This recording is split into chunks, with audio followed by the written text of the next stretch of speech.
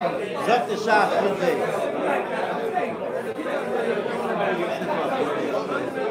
Was ist das Thema? Der Pastor kam mit der Hore, das hier. Ja, what? Okay. Very nice you're telling me, Ramon, that in Omer Beferish, no one is left called Shalea, but that's connected all those other people who argued on Rashi.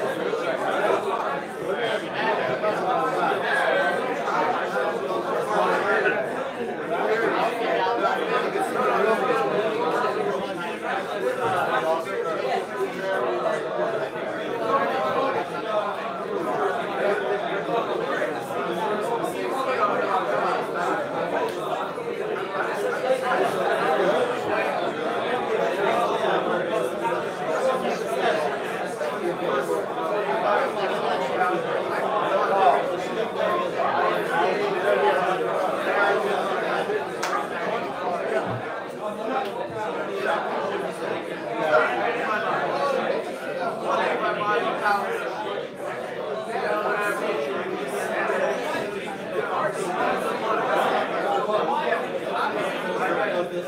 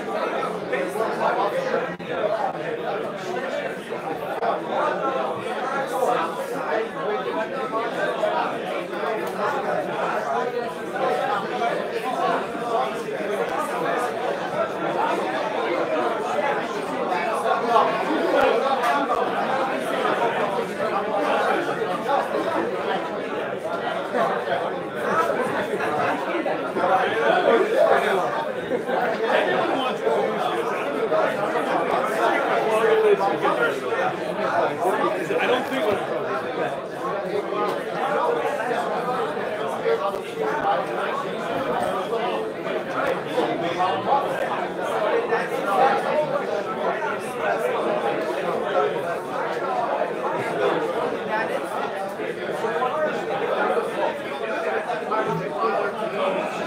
I don't have a.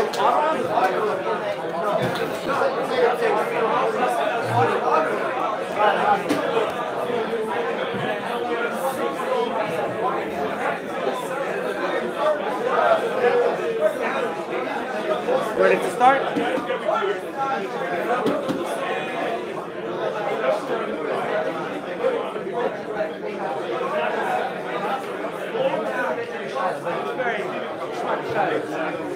Okay. Okay, everybody's side. Are we? Is the microphone on? Oh, okay.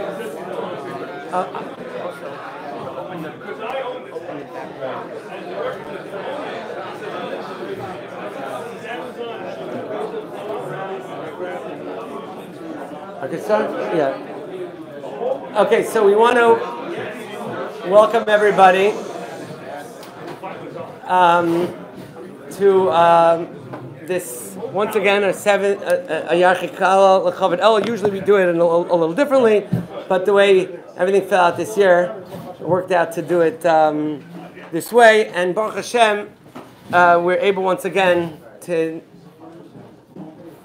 have the Olam come learn, take out time in preparation for the Yom Neraim and Elul. What better preparation can we have than spending a little extra time learning and learning through a Geshmak Sugya together? Just as an introduction, once again, this Yachikal is part of the greater initiative that we've had over the last couple of years with a partnership with the law firm of Stockton and Braverman. Josh is here representing the law firm, and I think it's been about 2-3 years we've been doing this. We have a Chosh Mishpat Olam between 6 and 8 Chashava Rabbanim learning Chosh Mishpat in the afternoon.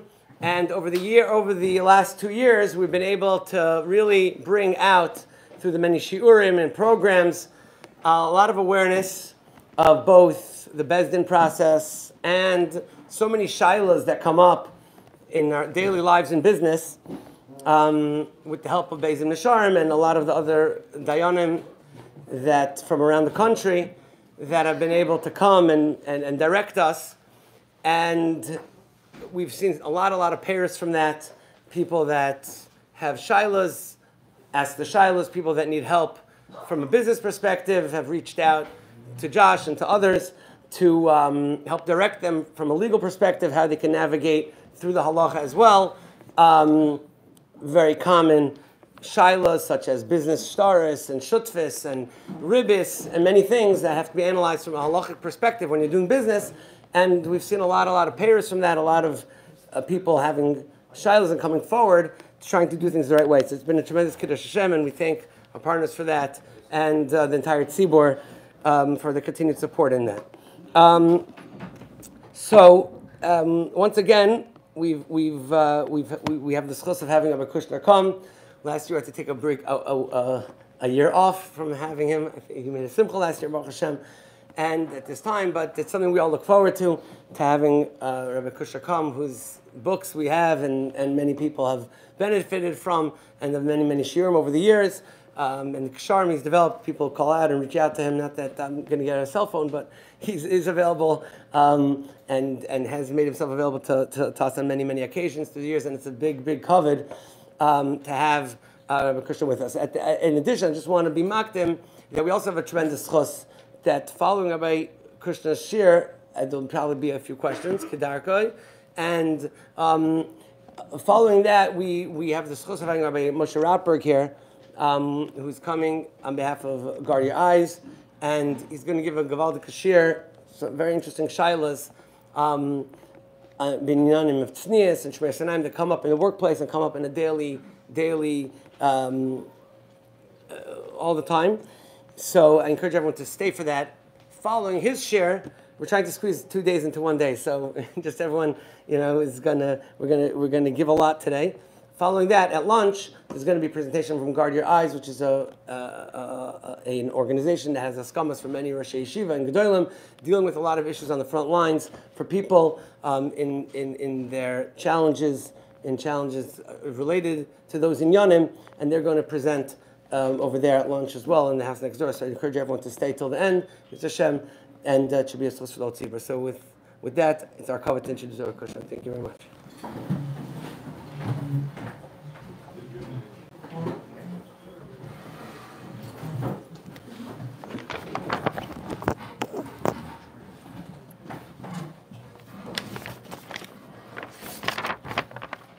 Okay, a big yashikayach for inviting me, Rabbi Blezer, and all your mitzvah men.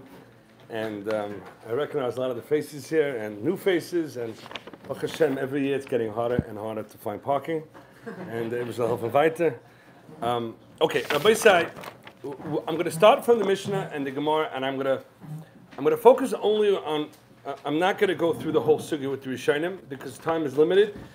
We're going to do every point as it's relevant. We're going to cover things, but we're going to go in chronological order from the Gemara and from the Mishnah. And the first thing we have to know, is this is really going to be divided in two parts. There's a shliach sheherviach, there's a shliach or an agent or a broker or a worker who executes something on behalf of the owner of the money, the balabayas, and he receives something extra, and that's consciously, which means whoever he got it from, it was given to him. It was given to him as an additive, as a rebate, as a discount, as a kickback, or whatever it was given to him. That's one part of the sugya. And another part of the sugya is mistakes. And they're both very, very relevant. The Gemara is talking about when it was consciously given, we'll discuss it. And the Shulchan Aruch is going to discuss both. And I'm going to split it up. I'm going to start with the Gemara, and we'll go through the cases to illustrate it. The first thing that's relevant to know is there was an almana, and the almana has a schus to be, this is a Mishnah, and the Tzadik Ches and Alf. An almana has a schus to be goiva masayim. That's the amount of money she has a schus to be goiva. There's an estate of her husband, and she has a right to extract from that estate 200 masayim, and so she's selling off the estate. Now, who owns the estate is the Yisayimim. So she's executing on behalf of the Yisayimim, so she's a shliach, and she's doing it also for herself. So she's going to sell it, raise funds, and then begoiva what's coming to her. She has an outstanding chayv, so she's going to sell off the properties until she extracts her enough to pay up her chayv. And that's the Mishnah. And what's negated to us is the almana takes a property that should raise one half of what she's owed, and somehow she's able to get masayim. Okay, so the buyer overpays. The buyer overpays double. And her point is that this is worth mana. This is worth half. So now half is paid. The other half of that she sold off is just mine. It's mine not because of the chayv. It's mine because I'm the one who added the value. I was the one who was marviach. I'm the shliach that got this extra. This extra it doesn't belong to the Yisayimim. The Yisayimim own a property worth of money, right? The Yisayimim, she's owed $200,000. The Yisayimim have a property worth 100. So we'll start with a lot of property. So we'll sell the first property for 100. So the Yisayimim gave the property. That should be 100. She somehow is able, through marketing or however she did it, she fakayv someone to pay 200. And we're not going to go into bittul mekach because it's karka and it's a separate question. It's irrelevant to us. The sale stands, okay? And so she wants to say that 100 of her chayv is paid, and the other 100 she extracted that out of a property worth 100. She got an extra 100, and it should go to her. Okay, that's what we know from the Mishnah. And the Gemara explains very important. The Gemara says that since karka is not a defined amount, it's davar she'ein le kitzva, anything you sell it for is considered in lieu of the karka. It's in the actual deal, which means she's executing a deal on behalf of the Yisayimim. She's a shliach and she's an agent to execute a deal on behalf of the Yisayimim. Whatever happens, any money that's raised of a davar she'ein le kitzva is belonging to the owner of the deal. Now, she's just the shliach. She's not the owner of the deal. She's the shliach. Anything that happens, even though she's the one who somehow squeezed it out, an extra double amount, but because it's not a defined amount, karka has, right? Karka doesn't have no. Karka has value. It fluctuates. Depends on who wants it and what the location and things like that, okay, and what the location means for who and what and where. So the halacha is she cannot say 100 belongs to Yisayimim and the 100 belongs to me. The davar she'ein le kitzva, right? And that's relevant to us to a degree. It's not so relevant, but it's relevant to a degree. You send someone to the Arab Shuk or to the Dalad Minim Shuk, right? Dalad Minim Shuk, everything's up for negotiation. Everything. For the right price, you walk off with the table. You understand? And that's how it works. So if you send a shliach to get you an esrig, and they're paying X amount, and this guy he's he's handling, and he gets, for the price that you want, he get an esrig, he gets 3 esrogim, because it's a davar she'ein le kitzva, it's not defined. It's all in the actual deal. We do not view it as extra. There is no extra. Davar she'ein le kitzva, there is no extra, and the halacha is it's a kol balamois. Okay, and that's I think understood. And then the Gemara says that Rabbi Yossi holds. I'm going to pass it like Rabbi Yossi, and I'm going to go I'm just going to explain how we go la halacha. Pass it like Rabbi Yossi. That sometimes a davar sheyesh le kitzva. Now, davar sheyesh le kitzva is very tricky in actually what it means. Rashi says davar sheyesh le kitzva means you had a certain market on these soybeans, and it was, I don't know if it was a regulated market, but it was just these old-fashioned yotza hashar, and it is what it is. This is the price. It does not move. There's no negotiating. Okay. Now, there's no negotiating, and the shliach comes, and the shliach's here to execute a sale on behalf of the mishaleach, and the guy throws in more. Okay, so what happened? He says, I want it's just very, very basic, very primitive case. He's here to fill up a thing, $1.99 a pound of candies, or soybeans, or chopped liver, right? But it's very clearly defined, and he puts another 2 ounces, and he says, it's on the house. It's on the house. It's for you. Enjoy it. Tells the shliach it's for you. It doesn't tell the shliach. Well, obviously it's going to make a difference, but it's on the house. So that means it's clearly defined what the price is. That's very clearly defined. Clearly defined that there's something extra, and it's on the house. Now the fight begins. The shliach is saying this is not in the deal. It's out of the deal, and I'm the one here, so I'm taking it. And the mishalech says that this is my money that earned it. Right? So that's the din of davar sheyesh le kitzva, and the halach is yachleku. Okay, now, Rabbi Yosef, there's a machlekes b'shainim, and I'm assuming you saw it, but it's very important to understand this machlekes b'shainim, because the halachas are going to very much hinge on how you understand it, and it's not just academic. It's very important to understand exactly what's going on. And I think you have to start, in my opinion, you have to start with the Rif, and then you have Rashi as an add-on. Even if you pass like Rashi, you have to start what the starting point is. So the Rif comes, and the Rif says, on a davar sheyesh like kitzvah, okay, so we're talking about first our basic case. Extra candy was thrown in on top of the $1.99 a pound. It ended up being 1.2 pounds, and the guy said it's on the house. There's extra in the deal. The deal was defined. He wanted a certain amount. The price is defined, right? And there's extra now. So the halach is yachleku.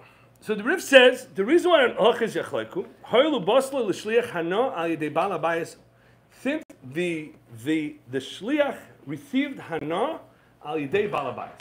Okay? Now what does that mean? He received the hana al yedei bal habayis. And the Ran points out, even if the owner of the candy, the seller of the candy, says mefurish, this is for you. I know you could use candy, and you're a loyal customer in the sense that you're always bringing from your buyers. You're a party planner, and you're constantly bringing me schayra here, bringing me purchases. This is for you. The halacha is it does not belong to the shliach 100%. It's yachleku. Okay. Now I want to just add. I don't want to get sidetracked here, but I just want to add a simple thing. That's obvious that the laws of Chodesh Mishpat are malleable, and you can negotiate whatever you want. Just because when he says beferish, it goes to the shliach, it doesn't go to the shliach, it gets split, is because the shliach and the Baal HaMois did not have the conversation. But of course, the shliach and the Baal HaMois have the conversation, and the shliach says, if I get extra, it belongs to me. If you're hiring me, then it belongs to me. And that's a very important thing, because if we're going to discuss syndications, trying to remind me, this is very, very important, because it gets very complicated. And syndicators, they have, just very quickly, they have 8 properties they're managing, each 80, and each has a separate investment group, right? And they're putting together tremendous discounts on the landscapers, on rebates and stuff, and every property to give, they want to take that for themselves, and to cheshbon each one separate is going to be very difficult. And they have a right to say whatever they want to say with the Baal HaMois, with their investors.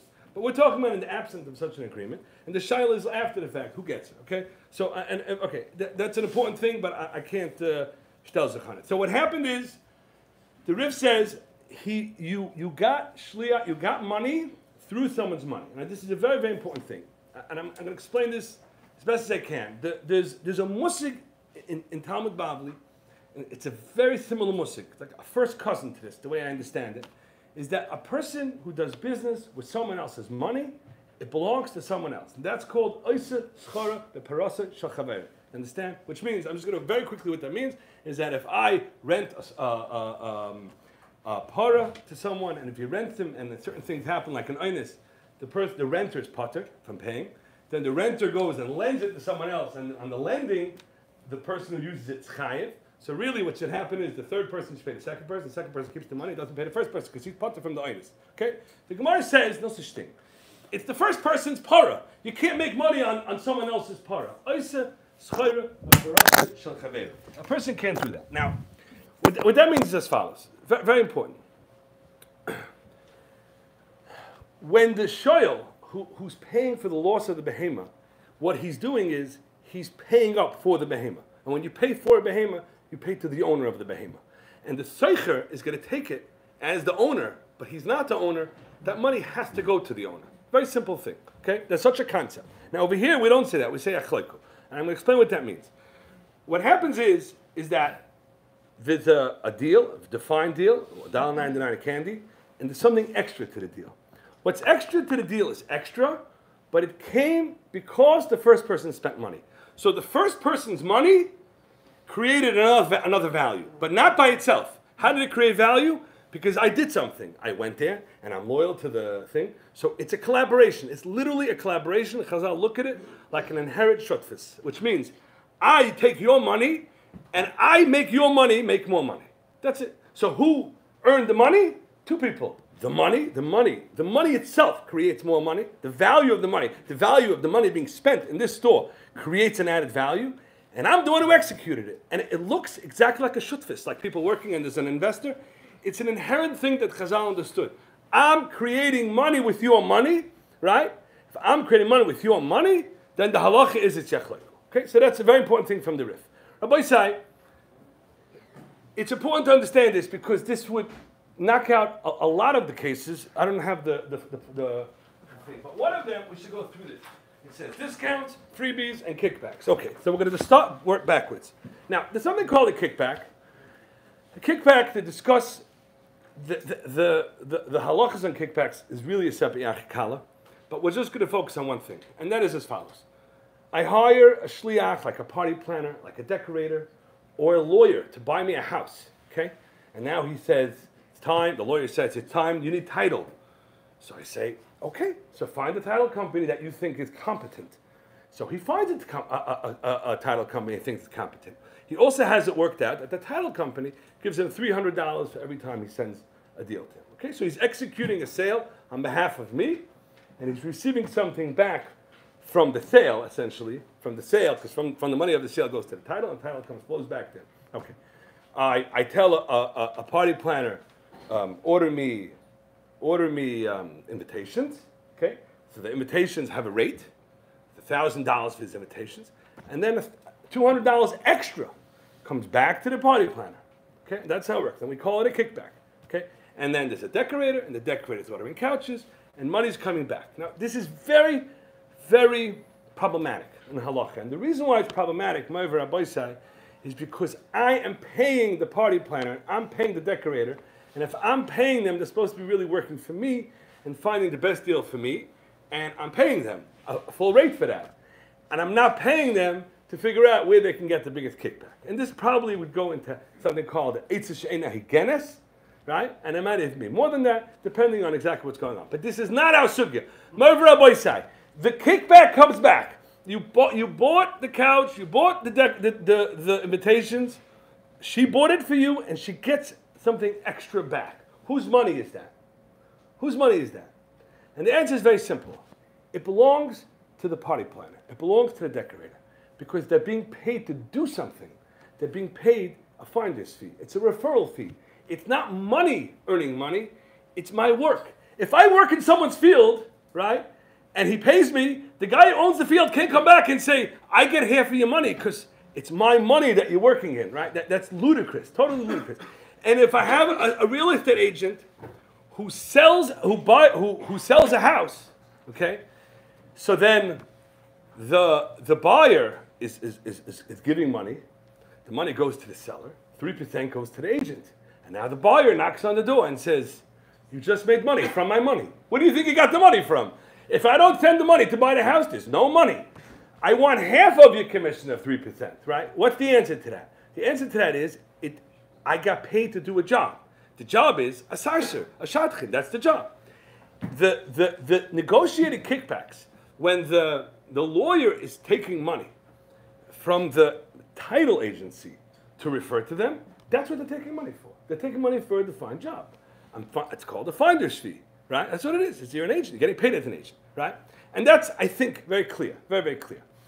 A case where there's added money in our days, and that money is added, it's not for any work, is something which happens all the time. And people ask questions like, you have people in the office that are buying things for the company.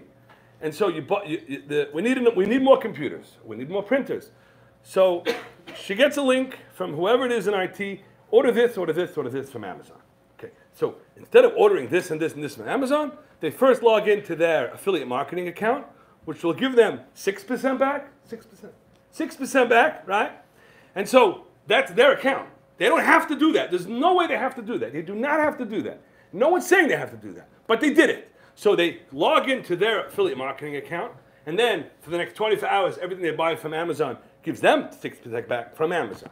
They were told where to buy it, and they bought it there. There's no shadchan fee. I told you where to buy it, right? Who gets that affiliate marketing? You have the secretary in the office just killing it on affiliate marketing with all the purchases going on, in the office. And nothing's discussed, nothing's negotiated, right? And then at some point, the husband of the secretary gets wind of this, and then it becomes a shaila. And then the boss gets wind of it, and there's a nice amount of money sitting there. Who gets that, Ma'aver Rabbi Say?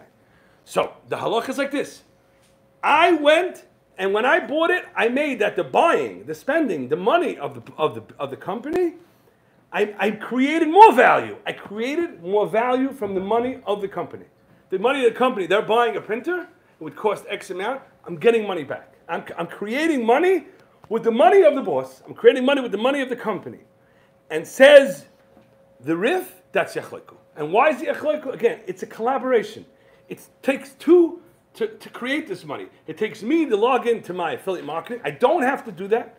If it's my job description to do it, obviously belongs to the Balamois, to the company, because that's my job. I don't have to do that. There's no tvi if I don't. And if you'll tell me it belongs to the boss, I won't do it maybe. But the halacha, and if you don't want to do it, don't do it. But if you do it, the halacha is yachleiku. This is the halacha of the Rif. It's yachleiku because it's a collaboration. It's your money and it's my work.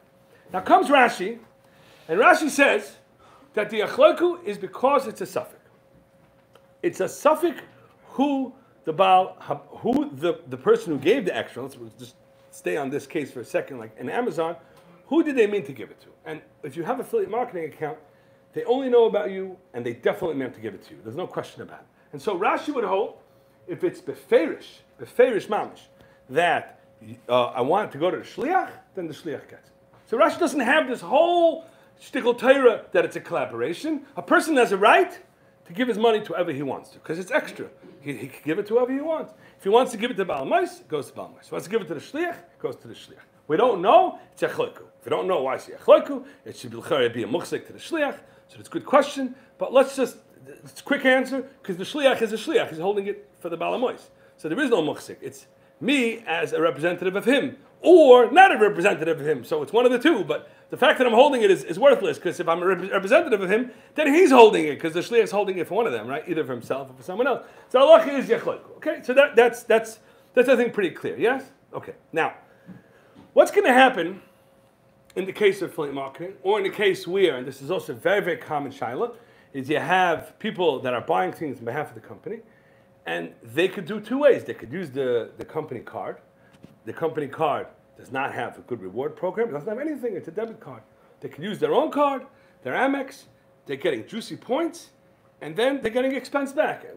There's no difference to the company, right? So again, they could use their private credit card, put on serious amounts of purchases, and sometimes it's a talent for the company. You have to be careful about this, how this works. But this, again, is not our sugi what you have to be careful about. Just telling you have to be careful. But if there's big purchases going on in the company, and the guy has an Amex that has a credit line like yay, so the boss says, kol hakavod, put it on your thing, and we could roll another 30 days, and we pay before the bill goes overdue, and then before all the ribbish shilas start. So let's say, so that's what happens. That's what happens. And now, guess what? The boss is not saying put it on your credit card so you can get points. The boss is saying put it on your credit card because it's the ta'alus for the cash flow of the company. But there's another ta'alus that the employee is very much eyeing, and that he's racking up millions in points. And these are worth a lot of money. And then it becomes a shiloh. Whose points are they?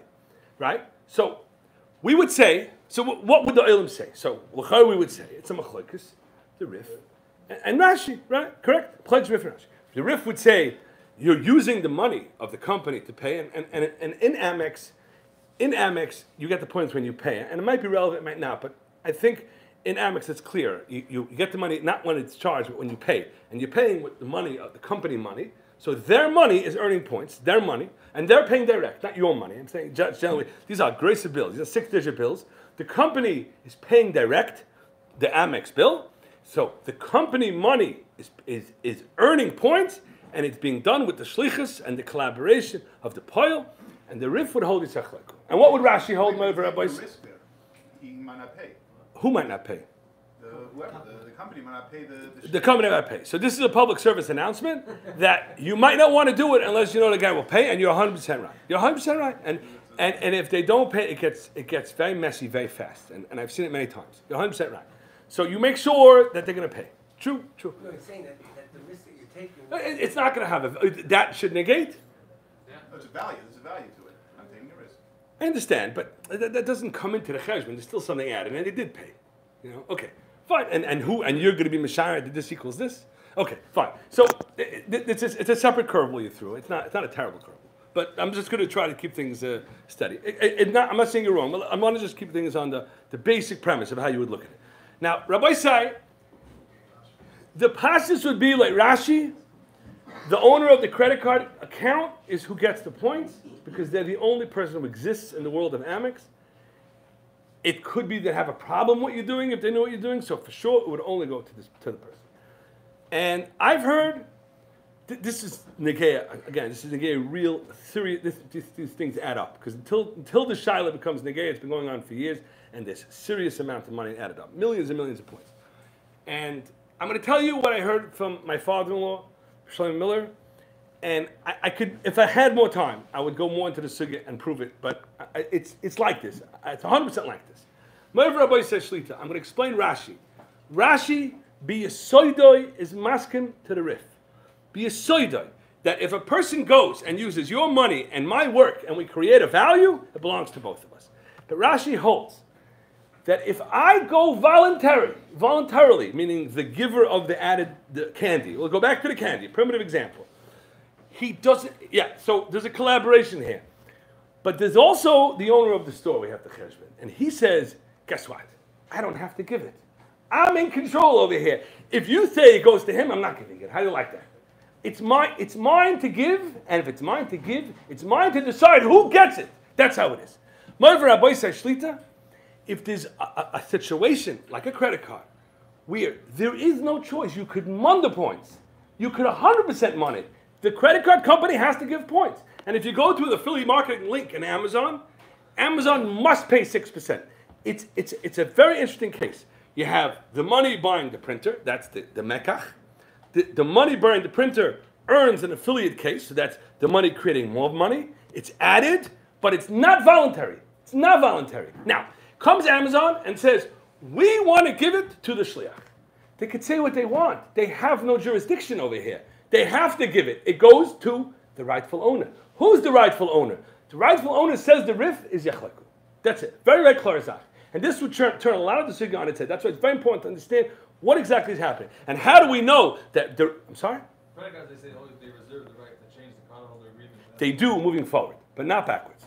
Meaning, if they do it, they'll let you know. But they did it. So I spent it. These are my points. They have to give it because they agreed back then to give it? 100%. They could change it moving forward. I only agreed to give it to this one person, so I only have to give it. You have no daya. You're not a paisik. When I'm the one who Fine, you do. You're right. You give it to him, and he has to share half. You have no daya here.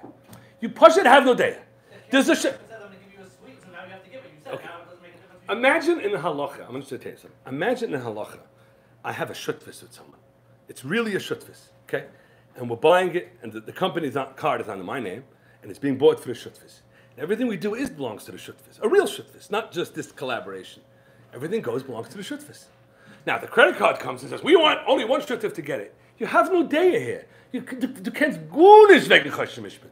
It was bought for the shutvis, it was paid for by the shutvis, and it's owned by the shutvis. Now, the fact that the bank account maybe only has one person's name, if one shuttif is moida, that the other shuttif is a chatzi owner of the account, or he doesn't have the moida. Eidim ameid that they're owned by shutvis. You know who owns the points? The shuttif. That's how it is. Hold on. Let me say. One person's name, the credit card comes and gives nothing to the other shit. They don't know who you're talking about. They don't have bidiuk. They just put it in that account. That account's owned by the shutvis. In this case, the card account. It's the exact same thing. But you understand that case? And Amex could scream, hypers Morgan. It doesn't make a difference because they don't see the layers of ownership here. And Chazal is saying that if this person's Oishes Prasha Chavere, he has to give half. What's up to Amazon with them? Amazon doesn't know anything about the Rif. So Bemel is not negated to Amazon. Now, if Amazon didn't have to give it, it's a different story. Because how could you mun something that I don't have to give? I control it. But Amazon doesn't control anything. Amazon, so it's in a sense, it's one deal that has an added deal. That added deal is not completely broken off from the first deal, which means like this. I'll just explain it one more time. Maybe it's a little better, maybe not.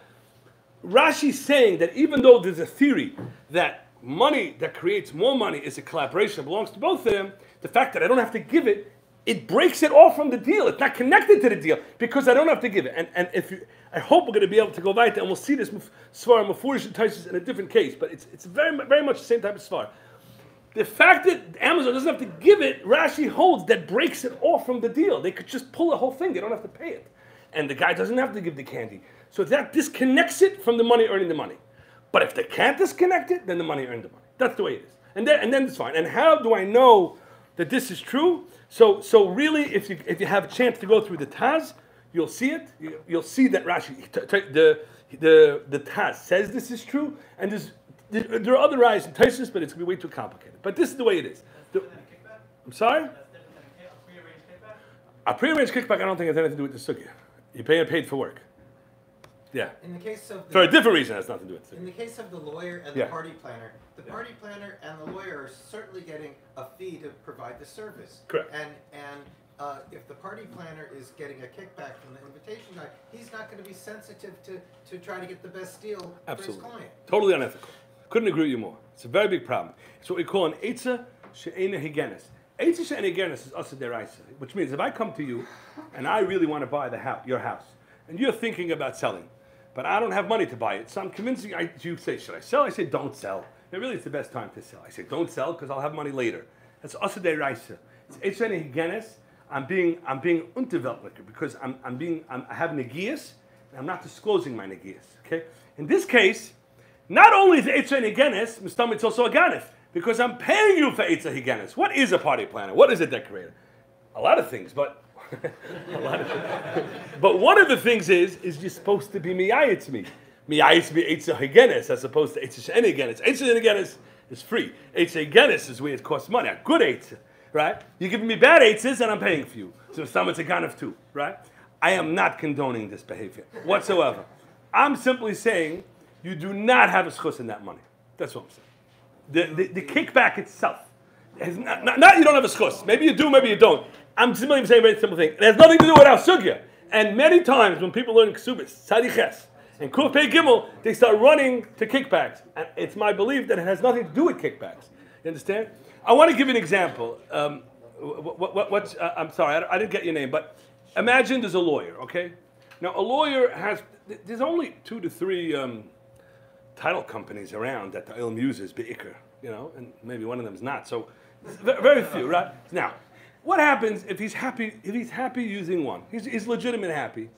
He uses one, and they'll give him a finder's fee. Is anything glaringly unethical about that? Well, if you're paying the lawyer a fee to put the deal together, Okay, yeah. That's what you're paying. So you don't forgive him that he should make extra money from. Why should he? Why should he? Because they're paying him a finder's fee. You see anything specifically wrong? I understand. He's making more money than you'd like him to make. But what else? What's the problem? I would think that if I'm paying him a fee, it includes everything he's doing. And For what? Why can't he make extra money? They're handing it to him. A finder's fee. You would have gone yourself. You would have paid that amount anyway. So if he gets some money back, so let him. But he has volume, and he's directing volume. You don't have volume. No, I'm just saying, if I myself would go to this guy, I would pay the $500. If you would go to which guy? There's too many pronouns. Go to who? Goes and Sorry. gets money back. I don't even know what side you're on right now. Make some money back. If I go myself, You're getting more excited. I don't know what you hold like. Start from the beginning. No. Therefore what? What do you? You're, the guy makes some money. oh, let the guy make it. Yeah, there you go. No. That's it. I'm with you. I'm with you. Okay, he's with me. So what I'm saying is, certain cases, it's egregious, and certain cases, it's gray. It's gray. Is it gray? It's gray, and he has no problem with it. Okay, so there you go. He has a higher tolerance to gray. Okay, I'm just saying, not all cases it's so egregious. Some cases it's crazy. It's wildly egregious. I agree with you. But my point is, whether it's egregious, whether it's not, it does not have anything to do with our sugya. It's nothing to do with our sugya. Sorry.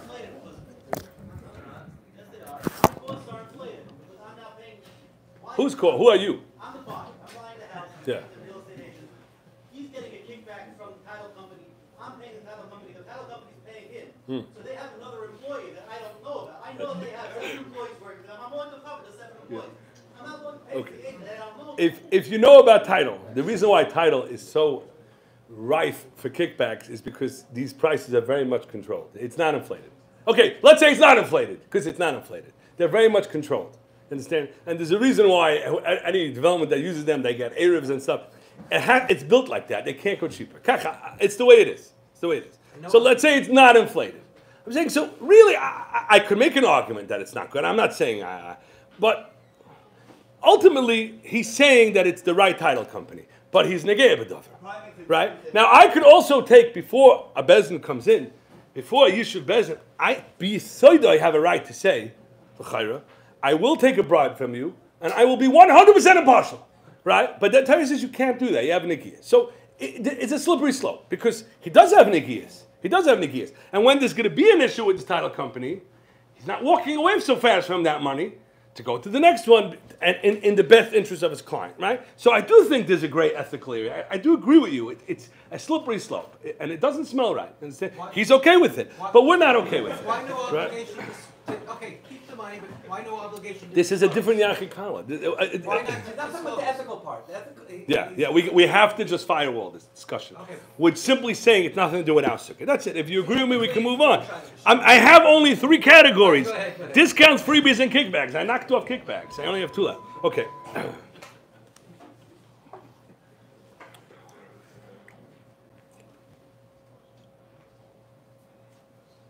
Okay, now, this is things get a little complicated here. What happens, very, very common, also, every week this question comes up.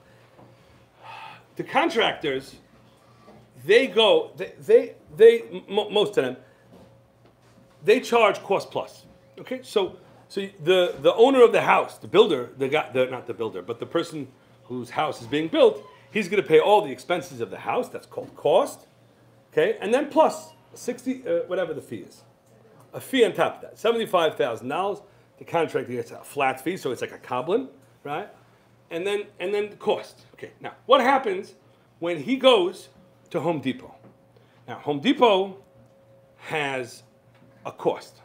Okay, you know what? Before this, I want to discuss the Eish Kitzvah and Kitzvah because this is a very important point, and then we're going to go to Home Depot. This is when we were younger. When we were younger, there was a case in Eretz Yisrael, and the Chashuchi Chemed, who I would say he made it up, but you can't make it up. Right? So he has the following story, and it's an important story. What happened is there was a fellow who needed shemen for his menorah, and he had no money on him, and time is ticking.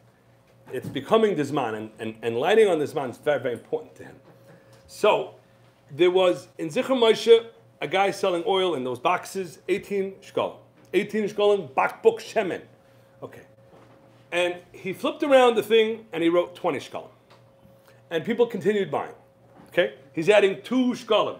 It wouldn't take more than 10 buyers. He added $20 to the chest of the owner of the bakbuk. And he declared that money his, and he took a bakbuk and went on his way, and he lit on time. On time. Okay? Now, this becomes a shiloh. Whose money is that? Again, I'm the owner, and I'm MIA. Because I have a franchise. I do this all over. I can't be in a million places. I have a box in all the hot spots in town, $18 a bakbuk. And I'm going to clean up my money after. And he goes and he hires the price till 20, and then there's 2 extra coming in. He created a value of 20. He's going with the new price, which is nice. So because I could have made an argument that he has a migu, but he's going with the new price, the $20. So 10 purchases, he counts them, right? And on the 10th one, he takes his bakbuk. Okay, so what are your feelings on this? Split. Why did he add to that? He lost buyers. It sold out. Yeah. According to the shliach, it's not for him to do. If he would have paid the 18 for those 10 and then sold it on his own at 20, then yeah. How can he pay? He has no money. Exactly. So he can't be. He was never appointed a shliach. No, he wasn't appointed, but he took it into his own hand. He doesn't have a just to do that. He's a gana. Who did he steal from? From the owner. From the owner? Stole from the owner? The owner is as good as he was before. The owner's never been happier. He made the same amount. There's limited supply here. It's not endless. It's sold out. Right? So there are those. Okay, my Rabbi say, I have a very, very basic question, and I'm not 100% clear, but it's such a fundamental question that we have to address it. Is this a price of oil? Oil could go from 16 to 24. Just trust me on this. There's different ranges, different stores. Okay. Is it a davar sheyesh l'kitzvah, davar she'en l'kitzvah? So if it's davar she'en l'kitzvah, then whatever the price is going to be, it's going to be belonging to the balamais. That's pashut. If it's davar sheyesh l'kitzvah, then we could talk. Maybe we should start splitting it, which is your suggestion. There is a kitzvah. Tell me what you mean there is a kitzvah. Right, so very, very important. Very, very important. Very important. When you go to the Arab Shuk, I should have said this originally, Davish Yesh Kitzvah means there's an inherent value. It's soybeans on the soybeans market. And you open the Wall Street Journal, and there it is. This is the price. Today's soybeans go for this price. Right? That's the shot. We don't have to, hold on, give me a second. Wait a second. Now, let's say you have something like karka. Karka's ain't like kitzvah. But what happens when we're kaitzitz? When we're actually kaitzitz a deal, right? And then there's something added. That becomes yeshla kitzvah. Is that possible? Okay. So, oil. Now this, I've seen so many different people fighting about if this is yeshla kitzvah, ain't like kitzvah, and they're both right. It could be ain't like kitzvah, but the guy put up a sign 18. Now, l'chari, you don't have two people here, but l'chari you have enough for a kitzitza where pshat is there's a heskim, a clear heskim. I'm willing. The guy, no one's in front of me. I'm willing to sell it for 18, and I never change my mind. And that kitzvah l'chari stays. L'chari that stays. If it's a davar sheyesh kitzvah, I came and I added value with someone else. Now, someone could make an argument that maybe he's stealing from the buyers. What right do you have to do that? Now, I'm sorry? They went in willing. They went in willing. And if not, I know. I agree with you. Let's say I wrote 40. Can I take that? I know. That's what I'm saying. You cut me off. If not, I know, which means it's in the realm of fair, and they want to do it. Right? They want to do it. So who did I steal from exactly? Who's the Gneva?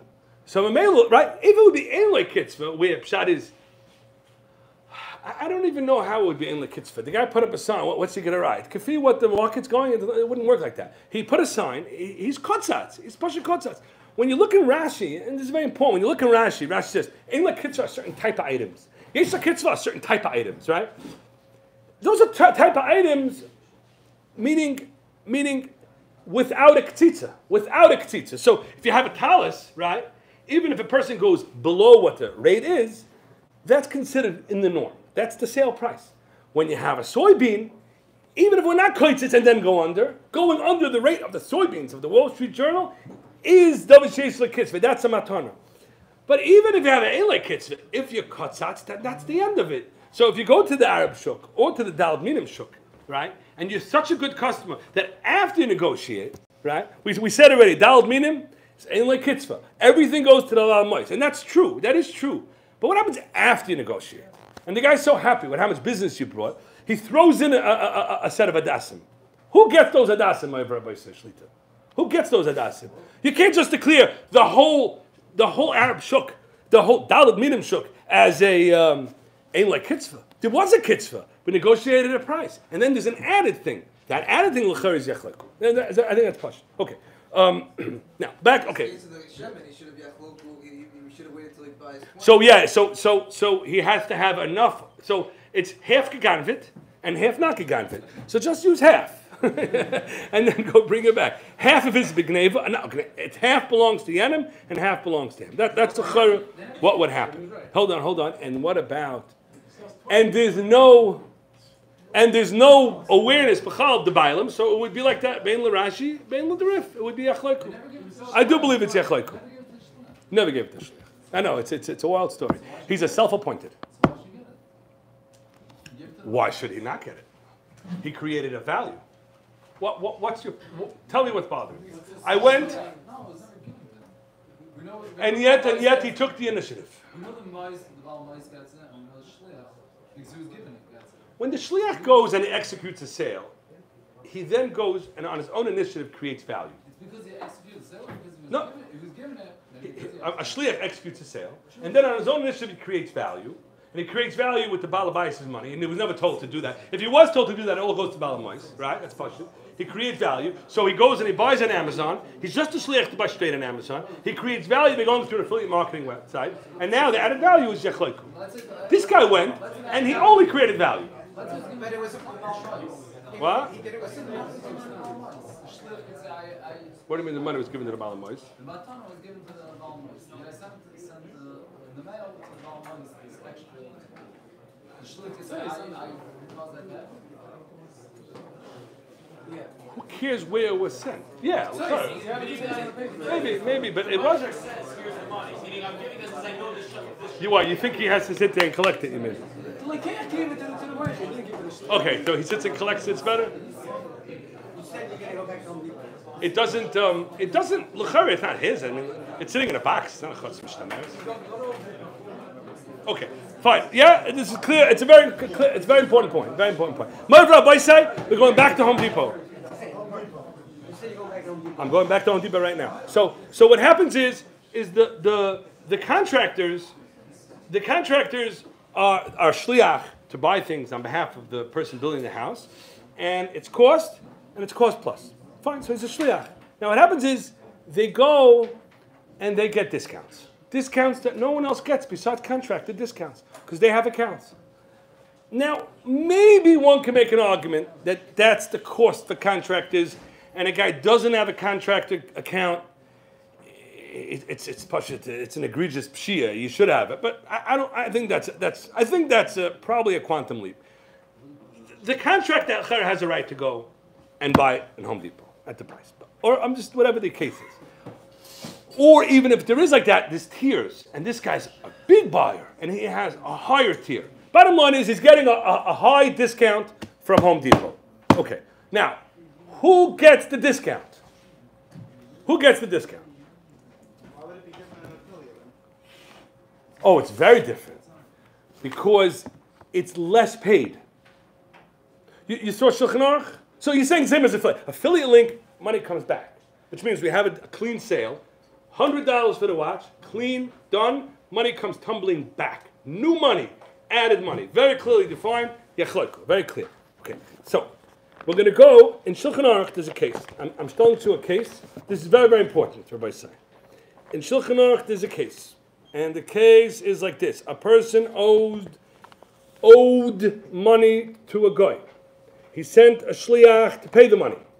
So it's $100 owed to a guy. He sends a shliach to pay the money. This fellow goes to pay the $100. He's mefashe him b'chamishim, which means he drives him crazy to knock off 50% of the money. And the person at some point takes stock of his life and he realizes it's Pashat not kedai to fight with him. He knocks $50% off the chayv. Okay? This is a Ramah. Mi shenosem biyad chaveri chamishim zuhuvim lefashe im bali chayvis. Who pasha b'chof hey. He knocked 50% of the chayv off. Hamoiser is to who? Who gets the extra? The halacha is he goes to the shliach. I'm sorry, mishalech. Why? Very simple. There's nothing here that doesn't belong to him. It's his money. It's his money. It's my money. It's not new money, right? An affiliate account is new money. Now we want to know, where does the money go to, right? Just track the kinyonim in the chronological order, and it makes sense like that. This is the Ramah. This is Ram Luttenberg, famous sheet in Ram Luttenberg, that he's mechadish, that when new money is created, it's yachloku. But what happens when he gets that you have to pay less money? So he had $50, $1 bills, right? Whose money is this? The Mishalech's money. He goes to pay it, $25. Chayv is paid. He's holding the Mishalech's money. It goes back to the Mishalech. That's the way it is. Everyone understands this? It's very simple concept. It's not simple because it's a new money. Once the guy doesn't pay, that becomes the new money because he was already got a discount. It's money that was earmarked. He thought he's kissing it goodbye, and what do you know? It comes back home. But he recognizes it. It's his money. He just sent it out and it came back. You can't hear that svara? That's a svara. I'm quoting it verbatim. So we'll have to work on that after. But this is a svara. If it's my money and it was sent, there's nothing new. This was my money. It was my money. It's still my money. When will you kind of my money? You can't be kind of my money. If I forgave the money, that means this is a new money. I understand. She's saying it's like Yush. You gave up on it. Okay. There's such a shita. Rabbeinu Ephraim says maybe it's miyayish. Rabbeinu Ephraim says maybe miyayish means a raya. Rabbeinu Ephraim says only miyayish once it leaves the hand of the shliach. But look at it like this. You know what? I'll answer you like this. The shliach is him. Him and the shliach are the same person. You understand? Shliach's on kamoisa. It's him. You can't be miyayish with money in your hand. Okay? Such a shita, right?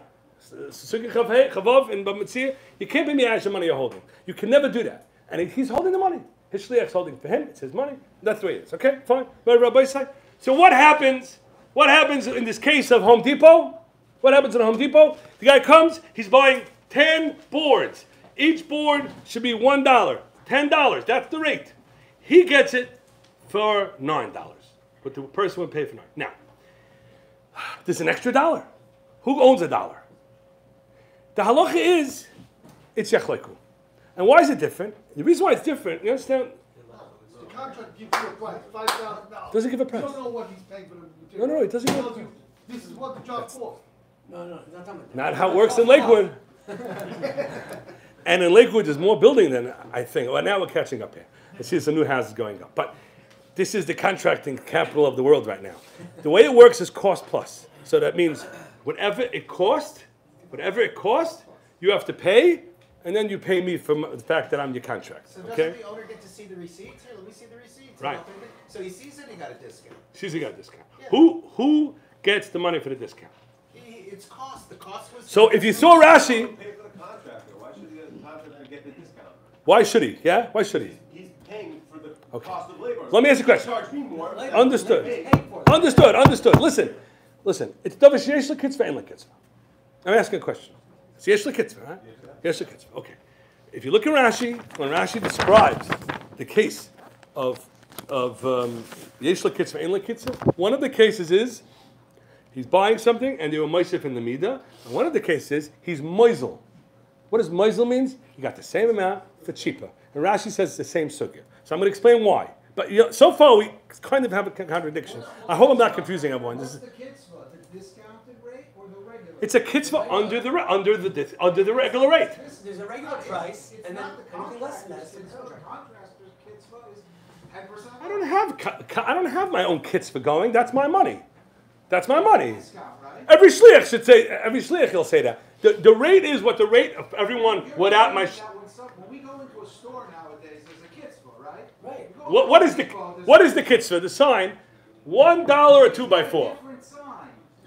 It doesn't have a different sign. Contractor has a different It doesn't sign. have a different sign. His sign says $1. No, His sign says my sign doesn't say that. My sign says $1, and I'm going to get half anything I knock it off, because then yachleiku. So anything under $1, I'm going to get half of that. I'm just explaining why. I hope I'm not confusing everyone. It's only because the contractor. I'm in the middle of a question. I'm in the middle of a question. I literally in the middle of a question. And I'm explaining something. When a person comes to a store, and the shliach, through his conniving, gets the price cheaper, Rashi says that's the sugya of yesh l'kitzvah. Rashi says that. Rashi brings the case of Azola. And the reason why it's like that is because when I come to the store, if the price is $1 a board, and I get for $9, I get 10 boards, what happened is the price is still be'etzim $1 a board, and I'm able to get a free board. There's an extra board. I paid $9. That's because Let me just finish. I have to finish. this is set for every contractor. He's going to finish. You can't fight with me if I didn't say what I said yet. So if I come, it's only me. It's only me. It goes with volume, and I have an ordinary amount. I'm making it easier for you. I have an ordinary amount of volume, and my rate is cheaper than the standard contractor's rate. And I want to get that, right? Okay, fair? Okay. So what happens is, if I come, and it's $10 for 10 2x4s, and he comes, and he gives $9, so what's happening really is that he's giving $9. $9 earns how many boards? 9. That's the price. And he's able, through his account, to finagle an extra one. Who gets the extra one? It's because you look at you understand? You look at the added volume, copy the price of what was originally, and that becomes yachleiku. Very good question. So l'chari not, because l'chari Home Depot is giving it to him. It's a good point. However, Home Depot is mechuyev to give it to him. Home Depot is mechuyev to give it to him, and therefore l'chari would be yachleiku. But in the case, this is l'chari what comes out from Rashi. I haven't really saw enough people handle this Rashi. The cholkim of Rashi, I think it's a tremendous chiddush to look at it like this. I don't think it's the pashas how we would generally look at it. We would just look at the price went down. This is not conventional hazala, but that's how we're viewing it. There's an added item, not a cheaper price. If there's a cheaper price, essentially there's extra money. If we're talking about money, it's the money of the meicher. If we're talking about an extra 2x4, we're talking about a new item that's extra, and then it's yachleiku. Very, very big difference. Very, very important chilik. I'm sorry, it's a little confusing. I did the best I can.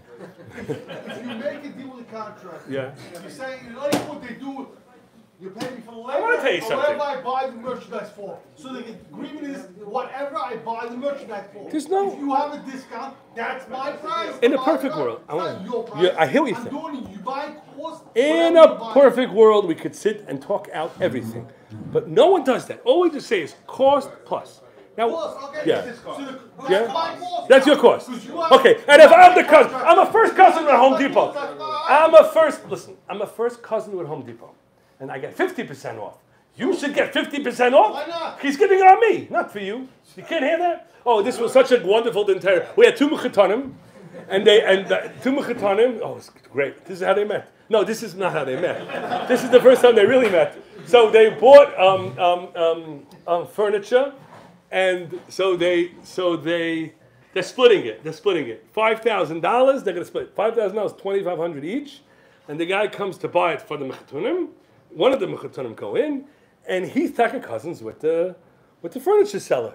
Furniture gives them $1,000 off, so he tells the other guy, "For Steitzach, you have to pay $2,500, and I have a hanacha because I'm the cousin, and you're not a cousin, and you don't get any money off. It's all for me. You understand? Again, it's not the pshat. It's 4,000, and we each give 2,000 for the furniture. It's 5,000. You give 2,500, and I'm giving 1,500." And then they started fighting. They finally got to know each other. You understand? What's the halacha? It's a good question. It's a fair question.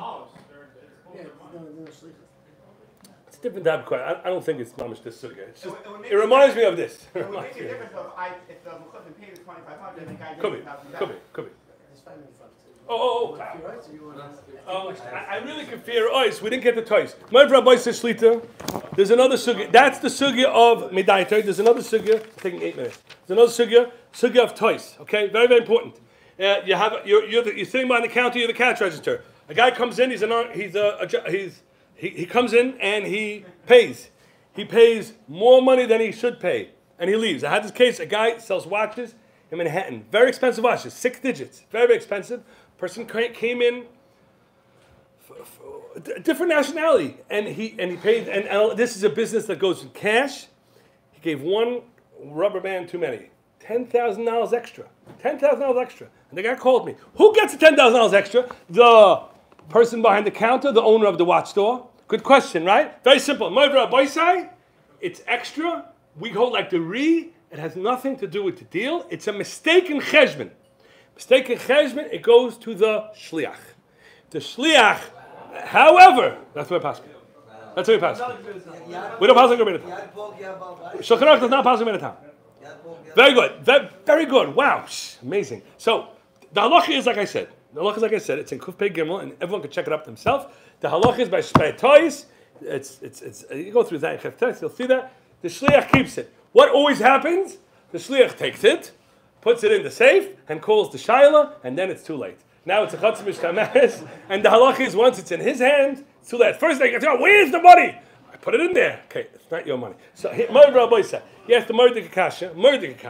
There's a halacha in Reish Ayin. I'm going to end like this. I say more halachas. Hold on. I don't want to miss anything. This happens all the time. I was telling him. In Amazon, you have a warehouse. You call back returns. My rabbi said, you call back returns. I'm going to try to get to your question. I might not be able to. It's a very good question. You call back returns. They don't know what's going on there. They just send things back. Things come back. Those are Avedas Akum, and those are Avedas. Okay? So, a person came to his warehouse, and the worker in the warehouse was loading in coolers. He doesn't sell coolers. He knows for sure he doesn't sell coolers. And the guy was, the worker, YETI coolers, very expensive coolers. He was stuffing them into his car. And he had a whole pallet of coolers that came back. And he tells the owner, you're not going to believe what I got today. Today was a very successful day. And the owner said, and surely those are my coolers. Those are my coolers. Whose coolers are those? Again, he orders returns. He sells shoes. Shoes are definitely not coolers. And a whole pallet of coolers came back. Very expensive coolers. The worker's walking off with the coolers because he got it. It's an Aveda. Right? The halacha is, who got it? If it goes into that warehouse, then the Balabayas got it. It's a Chotz Mishtameres. The Chotz is Kainin Aveda. The Balabayas got it. If you pick it off the truck, pick it up, and go straight to your car. How do you do that? It's in the dock. Oh, because it's not, you're holding it against the ba'ilim, yeah? And walk into your thing. You're mishtamer against the mishtamer, right? That's the halacha. My rabbi say, people have written this, and I'm going to go back to your question. This is a mistake, very big mistake. Even though halacha is that any toys the shliach keeps, that's true. But when you have a poil, there's a halacha like this. The Gemara tells us, yad poil kiyad balabayis. The Gemara tells us, halacha l'mayis yad poil lav kiyad balabayis. If you have a guy who's working for you and he's a janitor, you don't want him picking up matzias. You want him just cleaning the floor. If you hire someone to to dredge the floor of the river, there's a Gemara. You hire someone to dredge anything he finds, what he's doing is he's cleaning from trash.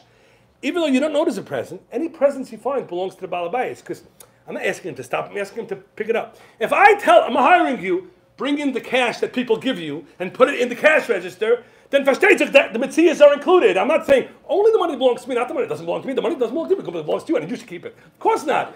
All the money coming in, put it in the cash register. That's his job. It's got poil kad balabayis. And in the suga on kufay gimel, suga of shlichus. It's not a poil. But in the suga of reish ayin is a poil. It makes a very big difference if it's a poil.